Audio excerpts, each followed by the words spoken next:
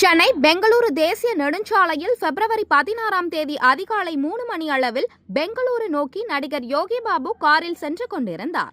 அப்போது ராணிப்பேட்டை மாவட்டம் வாலாஜாபேட்டை சுங்கச்சாவடியை கடந்தபோது திடீரென ஓட்டுநரின் கட்டுப்பாட்டை இழந்து நெடுஞ்சாலையில் நடுவே உள்ள தடுப்பு மீது ஏறி விபத்துக்குள்ளானது.